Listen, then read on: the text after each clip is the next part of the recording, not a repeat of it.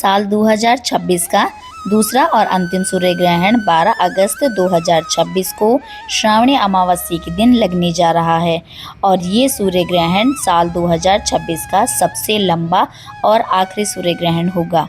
लेकिन सवाल यह उठता है कि सूर्य ग्रहण भारत में कितने बजे दिखाई देगा और इस बार इसका सूतककाल का समय क्या रहेगा और यह सूर्य ग्रहण कब है और कब समाप्त है और सूर्य ग्रहण के दौरान हमें किस नियम का पालन करना है।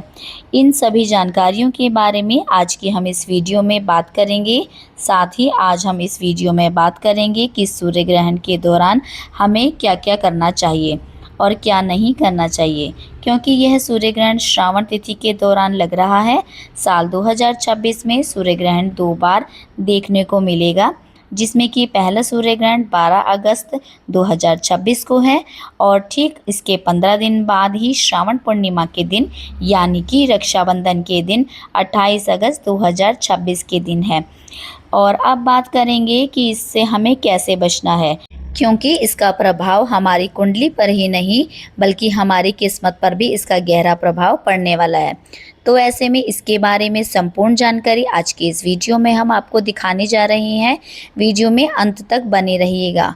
साल 2026 का जो पहला ग्रहण था वह 17 फरवरी 2026 को लग चुका है और 3 मार्च 2026 को पूर्ण चंद्र ग्रहण भी लग चुका है। साल 2026 का दूसरा और अंतिम सूर्य ग्रहण अब लगने जा रहा है।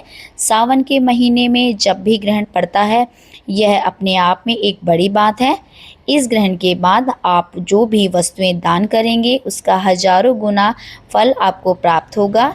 श्रावण मास के दौरान क्या आप हमें पितरों का तर्पण देना चाहिए या नहीं, ग्रहण के प्रभाव से हमें कैसे बचना है और साथ ही आज हम यह भी जानेंगे कि गर्भवती महिलाओं को कौन कौन सी सावधानियां अवश्य बरतनी चाहिए, इस दौरान उन्हें क्या क्या करना चाहिए और क्या नहीं करना चाहिए।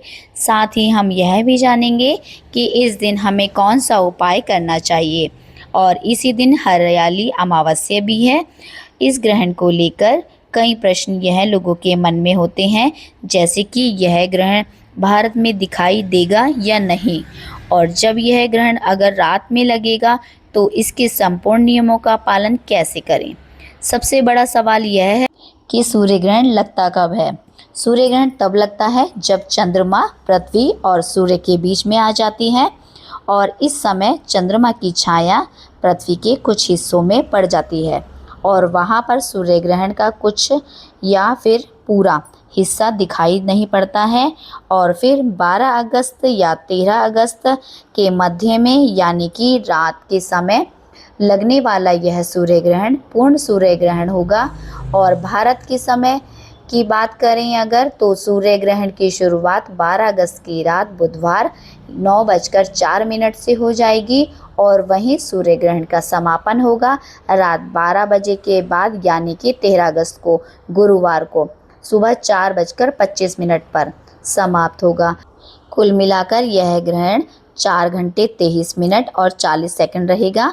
शास्त्र कहते हैं सूर्य ग्रहण शुरू होने के 12 घंटे पहले से ही सूतककाल आरंभ हो जाता है, यानी कि धार्मिक नियमों के अनुसार बात करें अगर तो सूतककाल उन्हें प्रभावित जगहों पर होता है जहां पर ग्रहण की शुरुआत दिखाई देती है। और सूतककाल के दौरान मंदिरों के कपाट भी बंद हो जाते हैं। मंदिरों की जो मूर्तियां हैं उनको स्पर्श करना भी बिल्कुल प्रतिबंधित हो जाता है और पूजा पाठ की सामग्रियां भी स्पर्श नहीं की जाती हैं। और जो बचा हुआ खाना होता है उसमें तुलसी दल के पत्ते हम डाल देते हैं ताकि ग्रहण का कोई भी नकारात्मक असर खाने पीने की वस्तुओं में ना जाए। ग्रहण की समाप्ति के बाद इन पत्तियों को निकाल देना चाहिए, उसके बाद ही भोजन ग्रहण करना चाहिए। और जो भी गर्भवती महिलाएं ग्रहण के दौरान हैं उन्हें खाने पीने की वस्तुओं को छूना बहुत वर्जित है। उन्हें कुछ भी खाना नहीं चाहिए, खाना बिल्कुल भी नहीं चाहिए। और अगर उनका स्वास्थ्य ठीक है तो हल्का फुल्का कुछ इधर उधर कर सकती हैं और अगर स्वास्थ्य ठीक नहीं है तो आप सीधा लेट सकती हैं। झुककर आपको कोई भी काम नहीं करने हैं, क्योंकि ग्रहण को लेकर सबसे ज़्यादा सवाल गर्भवती महिलाओं के मध्य ही होता है। इस बार ग्रहण भारत में नज़र नहीं आएगा, तो इसका कोई भी सूतक काल भारत में नहीं होगा। और अब ऐसे में प्रश्न यह उठता है कि जब सूर्य ग्रहण भारत में दिखाई ही नहीं देगा तो इसके जो नियम हैं उनका हमें पालन करना है या नहीं करना है। तो देखिए, शास्त्रों के अनुसार सूर्य ग्रहण को बहुत ही अशुभ घटना के रूप में देखा जाता है। और क्योंकि सूर्य ग्रहण के दौरान सूर्य पीड़ित अवस्था में होते हैं और इस दौरान सूर्य की शक्ति बहुत क्षीण हो जाती है, इस समय वह कष्ट में होते हैं। इस समय पर हमें कोई भी शुभ फल की प्राप्ति बिल्कुल भी नहीं होती है। तो इसलिए हमें इस समय कोई भी शुभ कार्य नहीं करने चाहिए।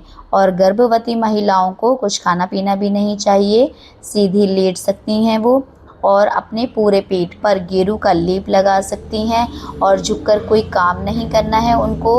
और इस समय पर गर्भवती स्त्रियों को सुई धागे का कोई काम नहीं करना है और ना ही उनको कोई सिलाई कढ़ाई बुनाई का काम करना है, ये सब काम उनके लिए वर्जित हैं। और अगर संभव हो तो गर्भवती महिलाएं ग्रहण के बाद नहा लें और ग्रहण के बाद गंगा जल का छिड़काव करें और अपने स्नान के पानी में भी उनको गंगा जल का छिड़काव करना है। और ग्रहण के समय तुलसी के पत्तों का विशेष महत्व माना जाता है। ग्रहण के समाप्त होने के बाद घर की सफाई करनी चाहिए, झाड़ू पोछा लगाना चाहिए और पोछे के पानी में नमक मिलाना चाहिए और पोछा लगाने के बाद घर में भी गंगा जल का छिड़काव अवश्य करना चाहिए और घर के सभी मेंबर्स को गंगा जल डाल के स्नान करना चाहिए। और ग्रहण समाप्त होने के बाद भोजन ग्रहण करें। और साथियों, अब वीडियो को यहीं समाप्त करते हैं। आपको अगर यह जानकारी अच्छी लगी हो तो कमेंट में मुझसे ज़रूर बताइएगा। मिलते हैं फिर किसी नई जानकारी के साथ, तब तक के लिए बाय बाय। हर हर महादेव।